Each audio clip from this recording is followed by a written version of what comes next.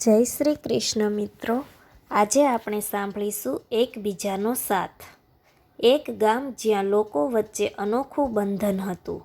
અહીંના લોકોએ સખત મહેનત કરી, એકબીજાને મદદ કરી અને એકબીજાના સુખ દુઃખ વહેંચ્યા. આ ગામની વાર્તા ખૂબ જ અનોખી હતી. એકવાર ગામમાં એક નવો માણસ આવ્યો. તેનું નામ રામ હતું.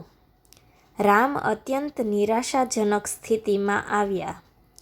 તે દૂર એક નાના ગામમાં રહેતો હતો, જ્યાં તેનો પરિવાર રોગ અને ગરીબીથી પીડિત હતો. તેણે વિચાર્યું કે તે આ ગામમાં આવીને નવું જીવન અજમાવશે. રામ ગામમાં આવ્યા અને આદર્શ બનવાની કોશિશ કરવા લાગ્યા. તેમણે દરેક કાર્યમાં સખત મહેનત કરી, બીજાને મદદ કરી અને દરેક માટે પ્રેરણા સ્ત્રોત બન્યા.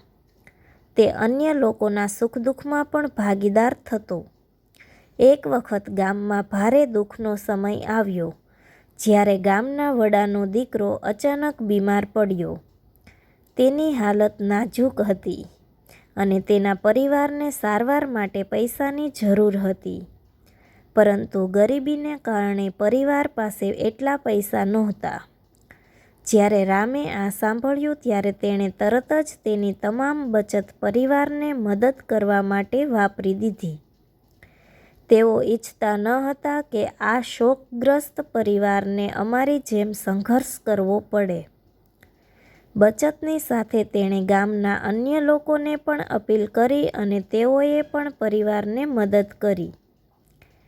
આ ઇમરજન્સીમાં ગ્રામજનોએ એક મોટી ટીમ બનાવી. બધાએ સખત મહેનત કરી અને તેમની સંસ્થા સાથે મળીને સારવાર માટે પૈસા ભેગા કર્યા.